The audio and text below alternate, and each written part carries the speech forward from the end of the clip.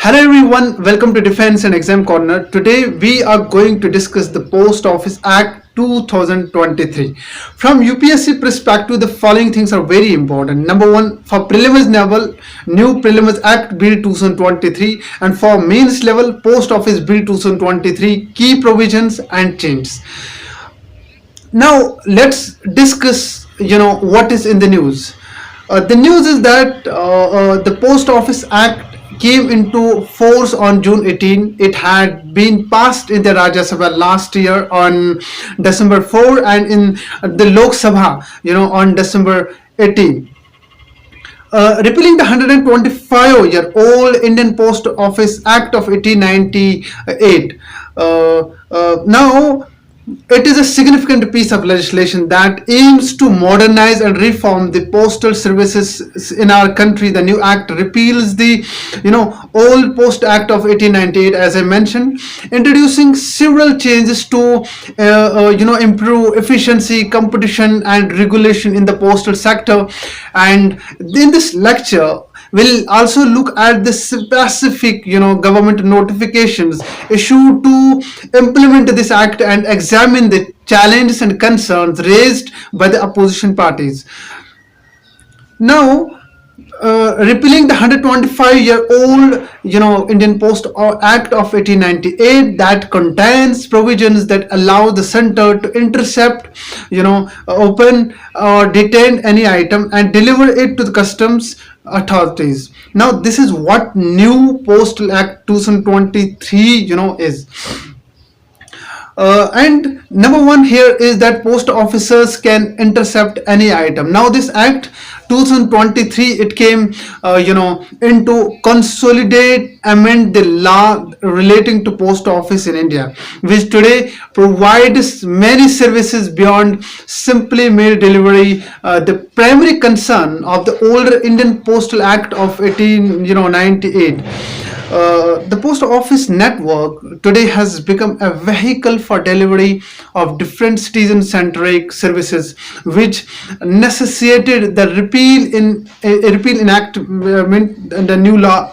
The Act states, notably, Section 9 of the Act allows the center to, by notification, empower any officer to intercept, open or detain any item in the interest of the state security, friendly relations with the foreign states, public order, emergency, public safety, or contravention of other laws. This provision also allows postal officers to hand over postal items to customs authorities if they are suspected to contain any prohibited item or if such items are liable to duty. This is similar to Section 19, 25 and 26 of the 1898 Act. Section 99(1) disallows persons from sending by post an explosive, dangerous, filthy, noxious or deleterious substance, and any sharp instrument not properly protected or any living creature which is either nauseous or likely to injure postal articles or postal service officers in the course of transmission. Furthermore, the power to intercept any prohibited or restricted articles during transmission by post or any postal article for public good during emergency or in the interest of public safety could also be exercised by the government and its officers under sections 25 and 26 of 1898 Act. The Law Commission in 1968, while examining the 1898 Act, observed that the term emergency is not explicitly defined, thereby allowing significant discretion while intercepting goods. And so here, what is the important thing is that the Post Office Act 2023 replaces the outdated Act of 1898, and the new legislation aims to update the legal framework governing postal services.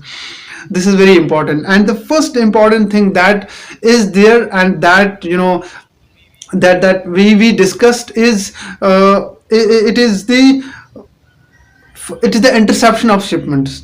Grounds of interception shipments. Like I mentioned, the old act allows for the interception of the shipments on grounds of any public emergency or in the interest of public safety or tranquility. The new act expands these grounds to security, emergency or public safety or contraventions of public service act or any other law. So only officers empowered by the central government through a notification can carry out such interceptions, and this expansion aims to address broader security concerns and legal compliance issues, right?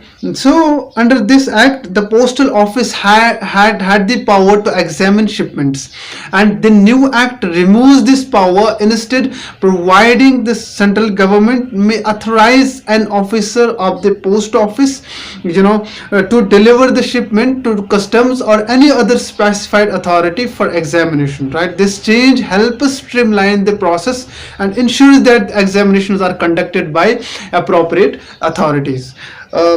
This is what is there in the provision of post office. Now the post office has exempted from the liability. Besides this, section 10 exempts the post office and its officer from any liability by reason of any loss, misdelivery, delay or damage in the course of any service provided by the post office, except such liability as may be prescribed. Then the 1898 Act 2 exempted the government from liability for any lapses in postal services except where such liability was undertaking.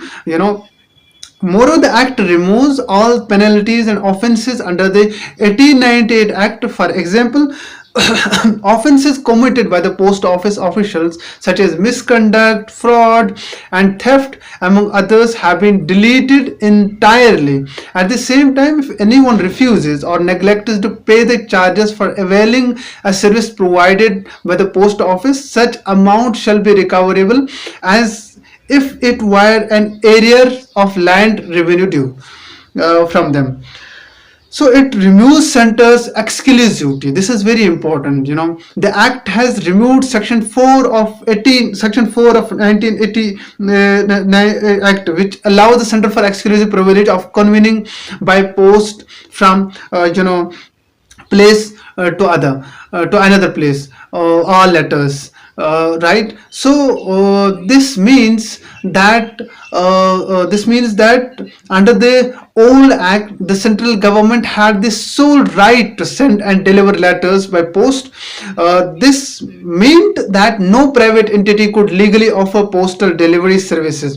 The Post Office Act 2023 removes this exclusive right, opening up the postal sector to private companies. This change is intended to promote a competition which can lead to better services or lower costs of customers. So effectively, this exclusivity was already lost by the 1980s with the rise of the private courier services. Neither the Post Office Act of 1988, the Indian Post Office Act Rules 1933 had defined the term letter anywhere.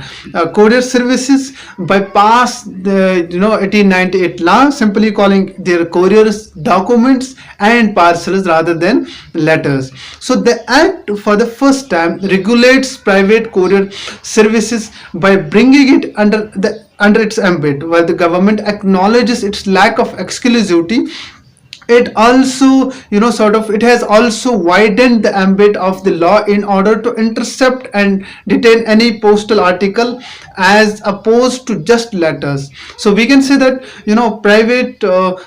private courier companies are also under the ambit of this law. That's what I understood from this bill, from this article, from this bill, from this new bill, postal bill 2023. So initially, like I was discussing with a friend, they were saying that that the government cannot control private entity, private couriers. They cannot come under the ambit of this law. In this new bill, there is nothing for courier charges. They cannot come under this ambit of this law, but the act for the first time regulates private courier services by bringing it under its ambit.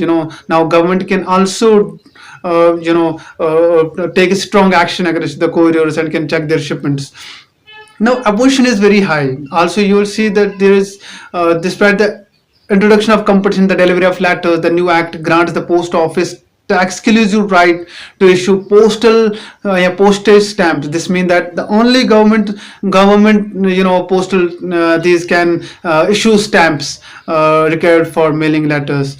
Only the government postal services can do that. And now the most important thing is, like I mentioned, the shipment, the examination of shipment, that is there. Now there is this, that opposition has a problem.